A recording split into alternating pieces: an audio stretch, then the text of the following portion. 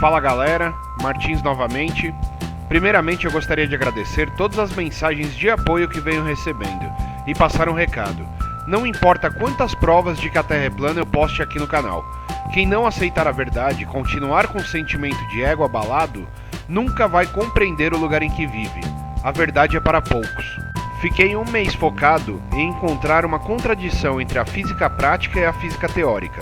Como sou adepto da ciência prática, ou seja, defensor do método científico, procurei um experimento observável e reproduzível dentro da física, que representasse a quebra de alguma teoria mirabolante da pseudociência, e consegui algo que sempre esteve à nossa vista e a maioria das pessoas deixou passar batido. Antes de chegarmos a uma conclusão, precisamos abordar o tema da reflexão em espelhos planos e esféricos. Peço a gentileza que veja o vídeo por completo para que compreenda tudo. Se você é terraplanista e quer que a verdade se espalhe, deixe seu like e compartilhe este vídeo. Vamos ver como as imagens se comportam nos diferentes tipos de espelhos. Primeiro, falarei sobre o mais convencional, um espelho plano. Ao traçarmos uma linha imaginária e perpendicular ao espelho, temos a linha normal, que usamos como base de análise. Percebemos que o ângulo do raio incidente, representado por I, em um espelho plano direcionado ao ponto de convergência entre o espelho e a normal, é o mesmo que o ângulo de reflexão do raio, que está representado por R. Temos como resultado a imagem do mesmo tamanho que o objeto, e a distância entre o objeto e o espelho é a mesma que a distância entre a imagem resultante e o espelho. Nesta representação, também podemos concluir que a imagem, apesar de estar na mesma direção ao objeto, é invertida. Nesta outra representação, podemos conferir que as distâncias representadas por P e P' são iguais, assim como também são iguais as distâncias entre A e A', IN e N'.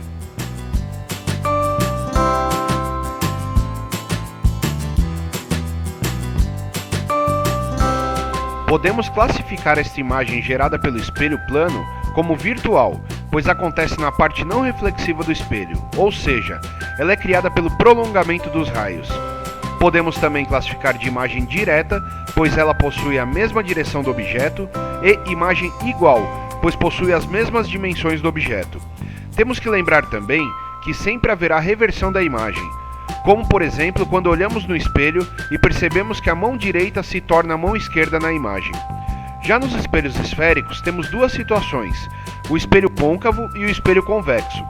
Para fixar qual é cada, vamos pensar em uma bola de futebol, onde o lado de dentro da bola é a parte côncava, e o lado de fora, ou seja, a superfície que toca o gramado, é a parte convexa da bola. Em ambos temos o centro da circunferência representado pela letra C, e o foco ou ponto focal representado pela letra F. O vértice, ou ponto central da periferia do espelho, representado pela letra V. Um exemplo de espelho côncavo é aquele espelho de maquiagem ou usado para retirar cravos e espinhas, pois ele amplia a imagem do rosto para facilitar o que a pessoa for fazer. Um exemplo de espelho convexo são os utilizados dentro dos ônibus ou lojas. Estes espelhos, além de ter uma imagem reduzida, também ampliam o campo de visão, distorcendo a imagem, transformando linhas retas em curvas. Vamos descartar o estudo do espelho côncavo, pois o que está em discussão é se a Terra é plana ou esférica, e como não podemos ter condições de analisar a parte interna do manto, apenas poderemos analisar a superfície. Vamos, portanto, conferir o espelho convexo. Em um espelho convexo, temos três raios notáveis. O primeiro é o raio paralelo. Este raio reflete para fora e o prolongamento de luz coincide com o ponto focal. O segundo raio notável é o inverso. Ele vai em direção ao foco e reflete paralelo ao eixo. E o terceiro raio parte em direção ao centro de curvatura e retorna na direção do seu ponto de partida. Existe um quarto raio que incide no vértice e que reflete no mesmo ângulo, mas não precisamos considerar, pois seu prolongamento não interfere na mudança da formação da imagem. Então, para encontrarmos onde a imagem é projetada e qual seu formato, precisamos colocar um objeto na frente do espelho. Vamos utilizar uma seta vermelha apontada para cima. Agora traçamos os 3 raios notáveis e temos a imagem da seta no espelho. Vamos classificar a imagem do mesmo modo que fizemos com o espelho plano. A imagem gerada pelo espelho convexo é virtual, pois acontece na parte não reflexiva do espelho, ou seja, é criada pelo prolongamento dos raios. É uma imagem direta, pois ela possui a mesma direção do objeto, e imagem diferente, pois possui dimensões menores do que o objeto. Temos que lembrar, a imagem sempre será menor do que o objeto, independente da distância entre o objeto e o espelho, e independente do tamanho do espelho. Portanto, com estas análises comparativas, podemos chegar à seguinte conclusão primária: os espelhos convexos geram reflexos menores e distorcidos, enquanto os espelhos planos geram imagens do tamanho idêntico ao do objeto. Agora só precisamos fazer observações de como a natureza da nossa Terra atua em locais de água aparente durante a ausência de ventos. Escolhemos então o Salar de Uyuni, o maior espelho d'água natural do mundo. O Salar de Uyuni está localizado na Bolívia e é o maior deserto de sal do mundo. Nele, a maior distância entre as extremidades é de quase 146 km. E se colocarmos um observador no meio do salar, teremos aproximadamente 73 km de distância de cada lado. Então, seguindo a teoria de uma Terra esférica, com um raio de 6.371 km, em 73 km teríamos um declive causado pela suposta curvatura de 418 metros, ou seja, teríamos um tipo de tampão nesta seção, que ao abrigar água, faria a exata função de um espelho convexo.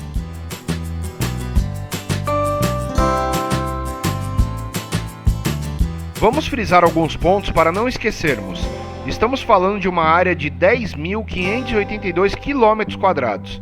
Estamos falando do maior espelho d'água natural do mundo, que possui uma variação máxima de 1 metro em sua altitude. Agora, basta pegarmos as imagens dos reflexos das nuvens e das montanhas nas águas do salar, para analisarmos suas dimensões e sabermos se a superfície do salar é um espelho convexo ou plano. Vamos lembrar, segundo a física prática, se os reflexos forem menores e distorcidos em relação aos objetos, teremos uma superfície convexa, provando assim que a Terra é esférica. E se tivermos imagens de proporções iguais às dos objetos, teremos a prova, pelas leis da física ótica, que a Terra é definitivamente plana. Como todos podem ver, as nuvens e tudo que aparece reflete de forma idêntica.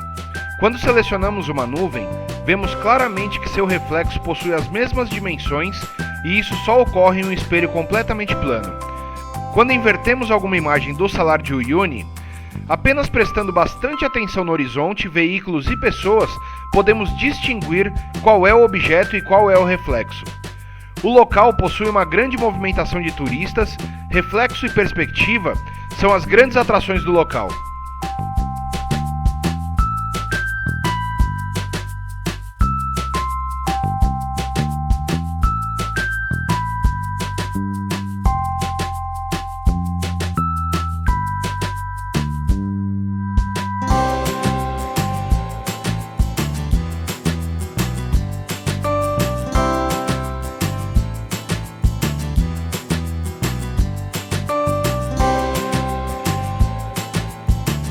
Vale ressaltar que escolhi o Salar de Uyuni devido ao seu enorme tamanho, mas podemos observar que qualquer região inundada da Terra e ausente de ventos formam-se espelhos d'água completamente planos, independente do tamanho.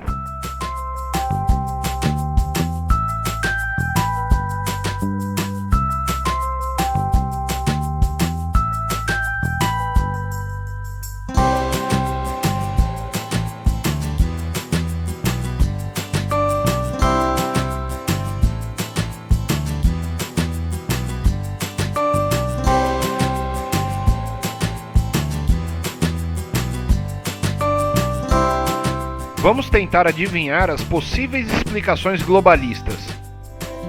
No local observado, a gravidade não atua curvando água, mas isso só ocorre em locais específicos do planeta. Se a gravidade não atua de maneira universal, ela não é uma constante. Assim, devemos extinguir esta farsa. Se não há gravidade, não há água grudando em bolas. Em uma Terra esférica, não poderia haver água em Uyuni. O trecho de água nas imagens não é o suficiente para gerar a curvatura essencial para pensarmos em um grande espelho convexo. Nossa visão alcança um raio de 5 km aproximadamente. Ou seja, para onde olharmos a partir de um ponto central, teríamos um declive de curvatura de quase 2 metros, o suficiente para termos sim um grande espelho convexo sob os pés do observador. A Terra é uma esfera e ponto final.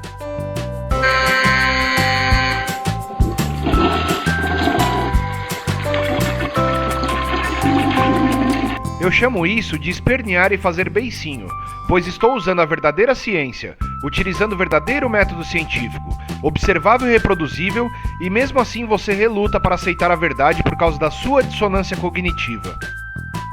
Veja agora que as rodas dos automóveis sobem primeiro, mesmo em uma superfície de sal e água completamente plana.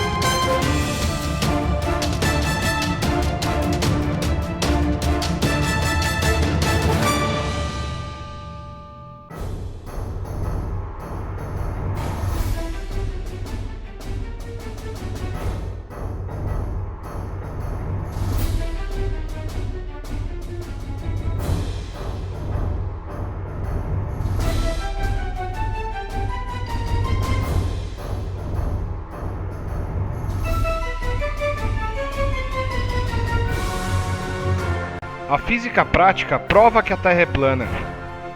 A física teórica te doutrina para que pense que vive em uma bola giratória, e ainda alega que você é poeira de estrelas, e não passa de um animal evoluído, insignificante. E você, de que lado vai ficar?